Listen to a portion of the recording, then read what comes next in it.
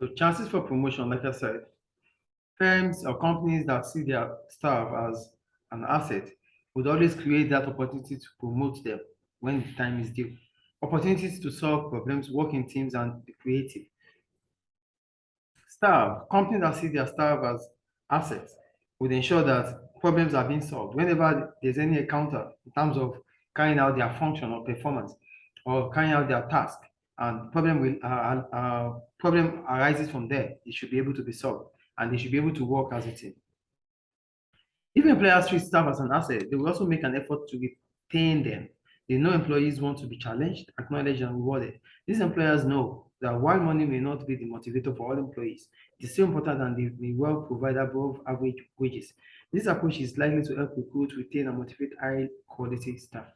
So, if staff are seen as an asset, it is important for you to train them, it is important for you to retain them, because when you are able to do these things, it keeps them, it motivates them, and there won't be staff turnover within your organization. And what is staff turnover? Workers leaving your organization every now and then. So we go to companies seeing their staff as a cost. If companies are seeing their staff as a cost, that means if employers view their staff as cost, their focus is likely to be different, because for whatever we call cost, it has to be minimized. So it means workers will be minimized. Like every opportunity available, it has to be minimized. So here they said, yeah, they try to minimize, like I told you, it wherever possible. This might involve paying just the legal national minimum wage. They won't be given any opportunity to get additional payment except for the national minimum wage, which is being set by the government using 0 hours contract. That means there's no time for them they will be called whenever they have to be called to work. No time to say, no, we're not going to work. That's 0 hours contract. Neglecting investment in training. They wouldn't want to be trained because they feel training is expensive and they wouldn't want to do that. Using financial incentives to raise productivity. So companies or employers that see their staff as a cost would only want to motivate them financially by giving them financial incentives, like do this, then you get paid for that. Or they give them money to motivate them. Having penalties for employees, providing the minimum legal employee rights in relation to sick leave, holiday pay, and working conditions. So they will not be given the opportunity to have additional leave or holiday, except for that is in their contract. That's in their contract, yeah. Having penalties for employees who are late, break rules, etc., and who incur costs for the business. So employers that see their staff as a cost would ensure that whatever mistakes they make, they are paid, they pay for it. So using cheap and inferior recruitment methods. So seeing staff as a cost might mean that you wouldn't use the proper channel of recruitment. You'll be finding a shortcut to cut cost. This approach might lower employment costs, but it may also be a false economy. This is because productivity might be lower due to poor motivation, staff turnover, and rates of absence may also be higher. So what they are saying here is higher, there may be more conflict between staff and management. Treating staff as cost may leave workers feeling exploited, neglected, stressed, and unhappy in their work. So the problem about seeing staff as cost is that, one, you'll be dealing with workers or staff that are less motivated, workers and staff that are loggerhead with their managers due to the fact that there's no any perks for them. There's no any perks, like there's no any benefit for them working in that organization because the employers are not making it available for them. So that's about seeing staff as a cost and seeing staff as an employer, as an asset. So we go to flexible workforce. Most businesses prefer to employ a flexible workforce. This helps the business to adapt to change more easily, for example. So when I talk about flexible workforce, it only means adaptation. So businesses, employers would like workers that are adaptive, that can adapt to different changes in the organization, different changes that might occur within the organization. So how do we know workers that are flexible? They heard they said businesses can increase the flexibility of their workforce using a number of methods. So it is also part of the responsibility of the companies, of the businesses, to to increase the flexibility of their workforce. And how can they do this? Number one, multi-skilling. So what is multi-skilling? It's a term used to describe the process of enhancing the skills of work employees. So as firms, you try to enhance the skill of your employees by allowing them to do different tasks, because in the course of doing different tasks, it enables them to to add more skills. It's exactly that giving individuals the skills and responsibilities to deal with a greater variety of issues will allow a business to respond more quickly and effectively to problems. So, like I just said earlier. So, part-time and temporary staff. When talking about part-time staff, that's another flexibility about workforce. Part-time workers are defined in the economic and labor market review as people who normally work for not more than around 30 hours per week, except where it is stated otherwise. Some people prefer to work part-time because it suits their lifestyle. So, part-time staff can be employed during weekend peak hours in restaurants, for example. So part-time workers, how are they flexible? They are flexible because they work with the stipulated time they are available. So companies would use them whenever they think they are needed. So it's not going to be like having them every now and then. But part-time workers are always making themselves available within the time that they are free. So this allows them to be more flexible. Temporary workers are those employed for a limited period only. So for the temporary workers, they will only be employed for a specific period of time. And as soon as their function or their task is done within that period of time, their contract is over. Then we have the 0-hour contract. You have to say 0-hour contract means that workers are on call to work when the employers need them. So you are 0-hour worker because you will be called whenever your employees need you. Employers do not have to give them work. So if they don't have any job for you, it's not their right to ensure, or it's not their responsibility to seek a job for you. Employees do not have to work when asked. So with 0 hours contract, you as an employee also, you might choose, the employer might call you and feel like you don't want to work. So like the employers don't have the responsibility to get you a job. They can call you at any point in time. Same as you don't have the duty to conform to them whenever they call you. So this makes you a flexible worker. Then we have flexible hours and home working. For flexible hours and home working, the workforce is more flexible if staff work flexible hours. However, there are different ways of arranging this. For example, staff might have to work a number of hours in a particular time period, say 1 week, but have the choice as to when they work during the week, that week, or they might work a reduced number of days, but long hours each day. Some people might be asked to undertake shift work.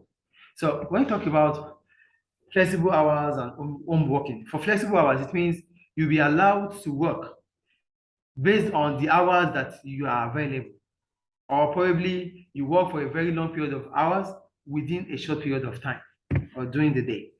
So that's about flexible hours. Then for home workers, these are people that work from home. So here they said they include farmers, shop owners, waiters, writers, musicians, telesales people, hotel owners, and software designers. They may be full-time or part-time and may also be self-employed. Some people prefer to work at home because it suits their lifestyle. It also reduces traveling time to and from work. Nurses benefit from home working because certain costs such as office space, equipment, heating, and lighting might be reduced. There will also be fewer problems with staff absences rates and less disruption due to bad weather and transport delays. So working from home means that firms or companies might also be able to, reduce their costs. For example, cost of space that they have to pay for premises, lighting and heating. Heating, they have to pay for maybe even transportational costs and the rest. And even the workers, working from home means that you won't have to face the traffic. You won't have to face congestion every now and then that you look tired when you get to work. So this allows, more effective output within the organization, which is also another way to be flexible or to have a flexible workforce. So businesses can allow workers to have 0 hours. Businesses can allow workers to work from home. Businesses can employ part-time workers or temporary workers. This can bring up flexibility. Then another one is outsourcing. When you talk about outsourcing, here they say another way of introducing flexibility into an organization is to use outsourcing. This involves getting other people or business to carry out tasks that were originally carried out by people employed by the business. So outsourcing means the task that is being carried out within the organization has been given to other firms that are specialized in carrying out such tasks. That is outsourcing. With that, it allows flexibility because you are giving the job to someone, a firm that knows how to do the job very well. So what are the advantages and disadvantages of a flexible workforce? So okay, here they say there are a number of advantages of a flexible workforce for a business. A flexible workforce allows a business to expand and contract quickly in response to change in demand for its products. In contrast, a workforce made up of permanent staff is difficult to shrink quickly because of the cost and because of the time it takes to fulfill legal requirements. So businesses may also be reluctant to take on new permanent staff in case demand falls again and they are left with too many staff. So one of the advantages of having a flexible workforce is that it allows a business to expand and contract quickly to changes in demand. So whenever there's a change in demand, you can quickly, employ part-time workers. You can quickly employ temporary workers. You can even outsource. That makes your job to be done as quick as possible. Two, some specialist jobs need to be done, but it will be wasteful to employ a permanent worker to do them. So another advantage of having a flexible workforce is that there are some specialist jobs that needs to be done. But these tasks are not tasks that are continuous with running the business. They only comes once in a while. So it is important for you to just find a temporary staff or a specialist to carry out that function. And as soon as the function is done, we let go. In some cases, temporary staff or subcontractors are cheaper to employ than permanent staff. Yeah, when you employ a permanent staff, he's entitled, he or she is entitled to all the benefits within the organization. But for a contract staff or a temporary staff, he or she is not entitled to the benefits that a permanent staff would have within an organization, which makes cost to reduce.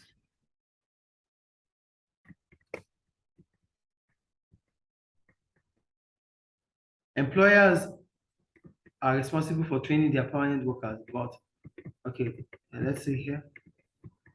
Okay, yeah, we said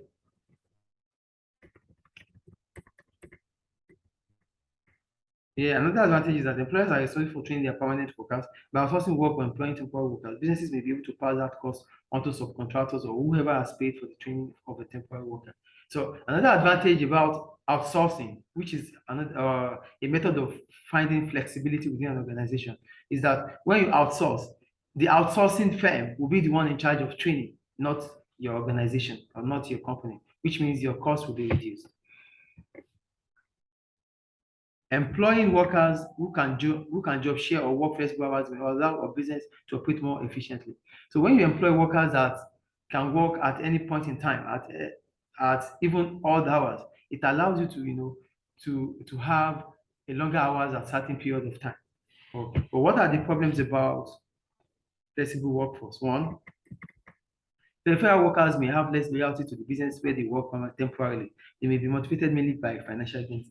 So when you talk about these peripheral workers or temporary workers or flexible workers, they are not loyal to the organization because they are not working permanently within the organization. They don't have the corporate, they don't have the culture. They don't understand the culture of the organization. So they might be attached to that organization basically because of the financial gain. So there's no loyalty from them to the organization. So you might not be seeing you might not be seeing their best performance. Two, so businesses have found that their outsourced work has been of poor quality, damaging their reputation with customers. The peripheral workers move on and do not have to take responsibility of the poor work, but the business may have lost customers as a result. When you outsource your business, when you outsource certain tasks to firms, they would give you their own workforce, and their workforce, they don't have any attachment with your organization, but they are working for your organization. They may not care about the reputation of the organizations, therefore doing whatever they feel like doing. They might leave at any point in time, and also you might lose your customers because of their own poor service. The third one, communication can be a problem. Peripheral workers are not necessarily available when the business would like to communicate with them, although IT and mobile phone are partially solve this problem. Another problem about flexible workforce is that you might not be able to reach them at the time that needs to, so which is a problem. Temporary staff can be excellent, well qualified, and highly motivated, but equally, some temporary staff are simply workers who have found it difficult to hold down a permanent job. When employing temporary staff, there's no guarantee that they will perform their job as well as permanent member of staff. Another problem about a temporary staff is that one, they might be so intelligent, excellent, and well qualified and highly motivated, but they don't keep job. They can't. They find it difficult to.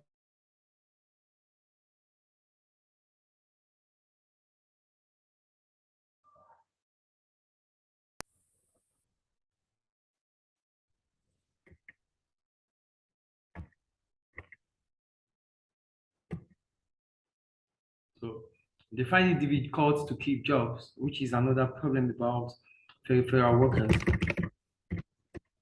Then we go down to distinction between dismissal and redundancy. So most people leave a job because they are moving on to another job or because they are retiring. However, some people are forced out of work. They may be dismissed or made redundant. Now here, for dismissal, what does dismissal mean? Here they wrote, employees may be dismissed for a number of reasons. This may be for unfair reasons such as joining a trade union. If an employment tribunal finds that a person has been dismissed unfairly, it has the power to restore the employee to their former position. There are legal reasons, however, for dismissing an employee. This may include misconduct or because an employee is incapable of doing the job. A period of notice is required, but the length will vary depending on how long the employee has worked for the business. So when I talk about dismissal, it means the employer has disengaged the worker for maybe from some reasons best known to the organization, or probably because the employee is not capable of doing the job well, or because of misconduct. But most of the time, if employees are dismissed unfairly, the trade union might act on their behalf and restore their position. For redundancy, redundancy means surplus to requirement. Here they wrote, another legal method of dismissing an employee is because of redundancy. Redundancy is a legal way of dismissing employee because it only means that the employee is surplus to requirement. The service of the employee is no more needed. It's not that the employee has done anything wrong to the organization, but his or her service is no longer needed. So here they will be paid redundancy payment. So that's the difference between dismissal and redundancy is that for dismissal, you won't be entitled to any payment, but for redundancy, you'll be entitled to the redundancy pay. So employer and employee relationships. When someone gets a job, the relationship begins between the employer and the employee and the employer. The quality of this relationship is important because there's an impact on the welfare of the employee and the performance of a business.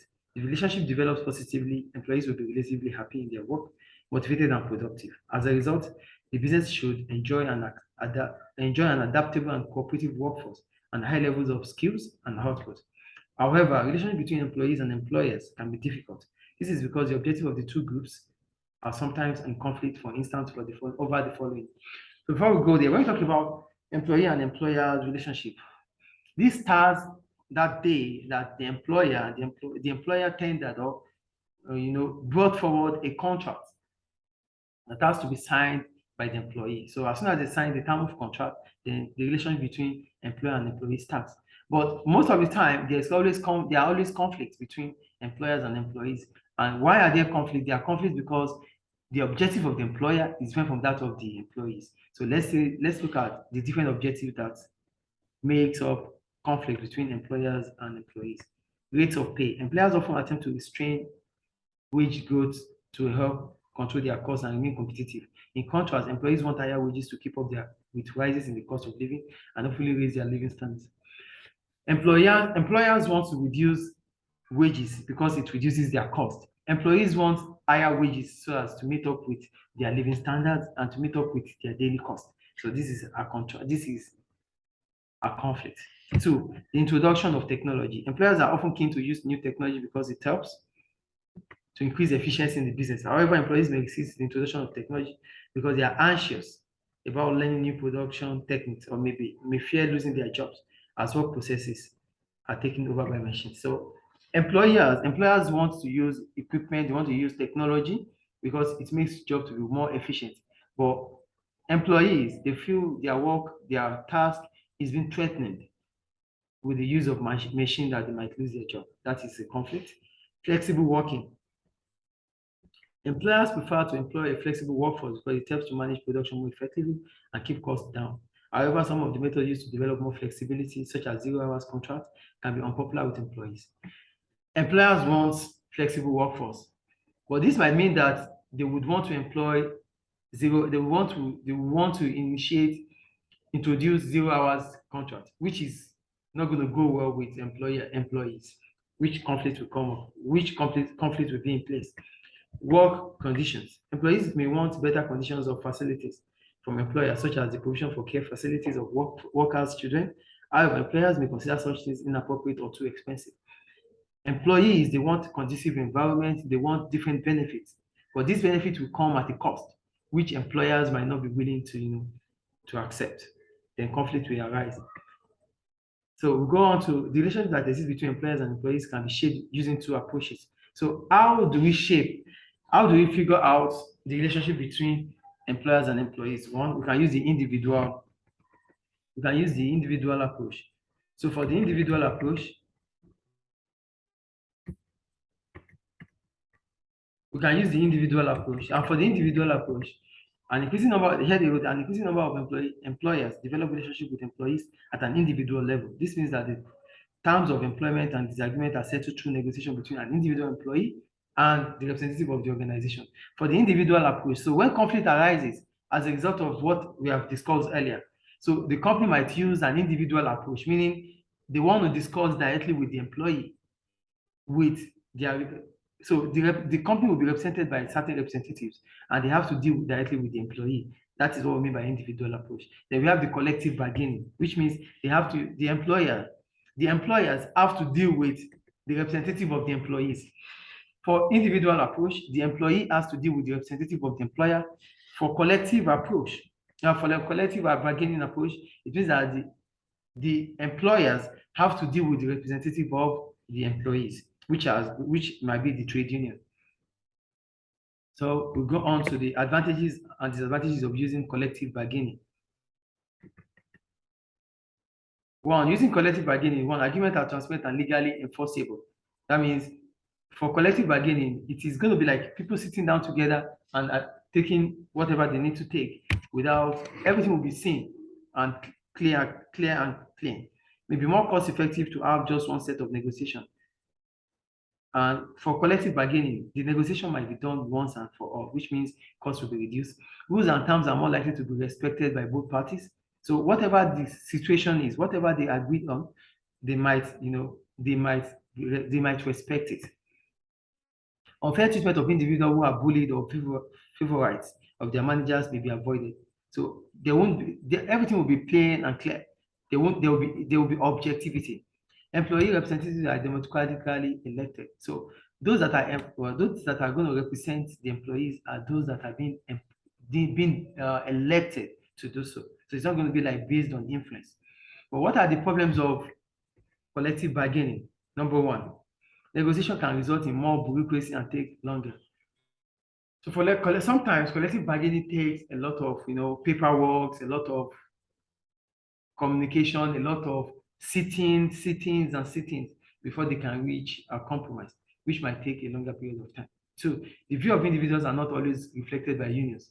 Most of the time, the trade union might not be able to represent the interest of the employee. 3, negotiation costs can be high and are usually met by businesses. Businesses will spend so much because they have to pay for the trade union sittings. A failure to agree can have serious consequences, which can be like a strike action. And last one, owners may feel their freedom to manage is compromised. Another problem about collective bargaining is that even the owners of the business might feel like they don't have access, they don't have authority over their workers, which is not good for them. So that's all about collective bargaining. And now we have the example practice, which you have to do. If there's any question, then you can get back to me.